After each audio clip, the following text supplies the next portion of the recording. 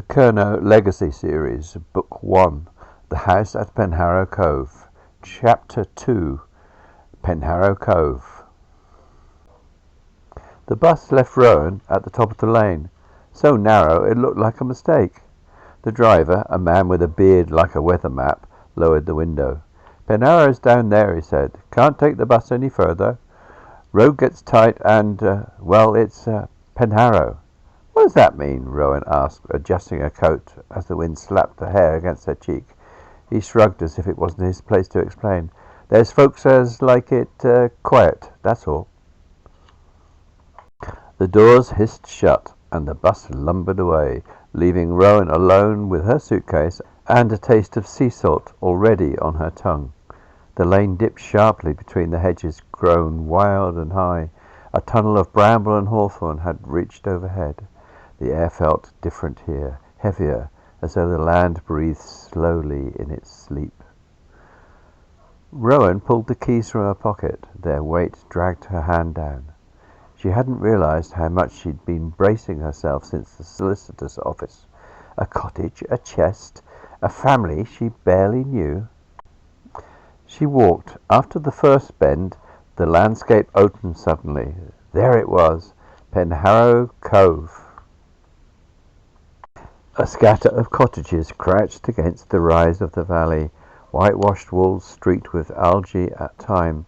A small pub, the Wrecker's Rest, stood at the centre of the village, its sign swinging slightly, though the wind hadn't reached it yet.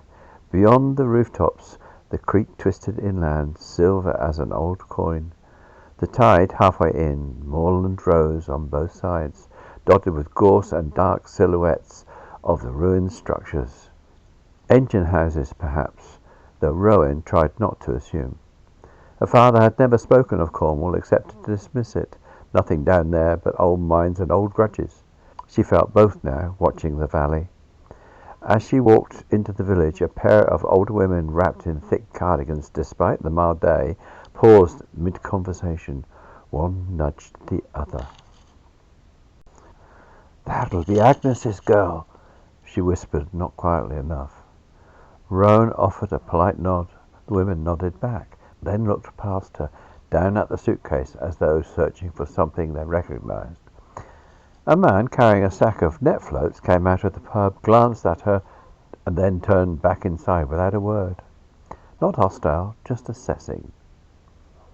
Penharrow wasn't unfriendly, it was cautious. She reached the small crossroads where a finger post pointed helpfully in every direction except the one she needed. Harrow Point 1 mile, Moor Path 2 miles, St. Keveran's Watch half a mile, beach access steep. Below the final sign, somebody had scratched into the wood, "Mind the holes." Rowan frowned. Holes? Then she saw it, the first real sign of her heritage. A collapsed pit off to the right, ringed with warning tape and bracken. An old mine shaft, half swallowed by years of vegetation. A strange little shiver crawled up her back. Her father would have hated to see her here. She followed the path past the pub, past the house whose windows were shuttered despite the hour, until the lane began to climb. The wind caught her hair again, tugging her forward. Something about the slope felt familiar, though she couldn't say why. Perhaps memories of childhood visits, long buried.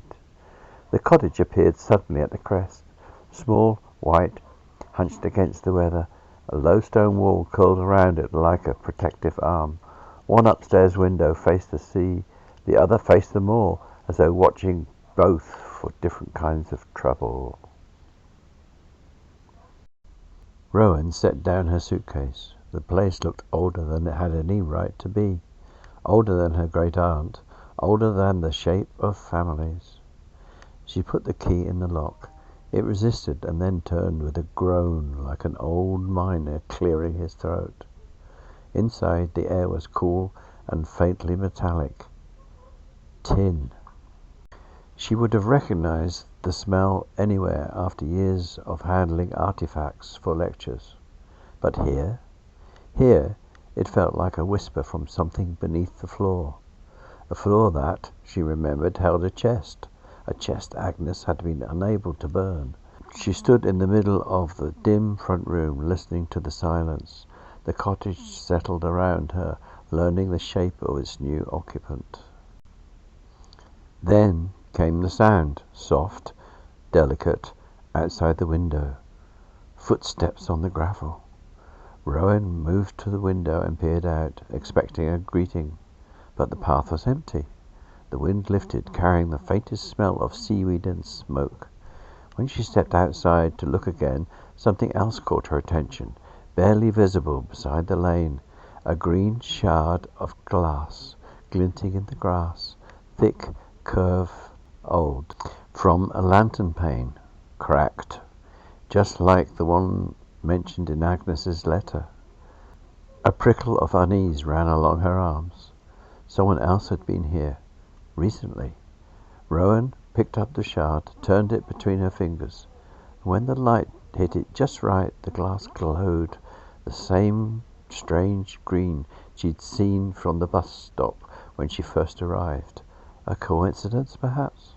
But as she stood on the threshold of Agnes's cottage, holding the fragment of green glass, Rowan felt the past leaning towards her, curious, expectant, ready to see what she would do next. She slipped the shard into her pocket.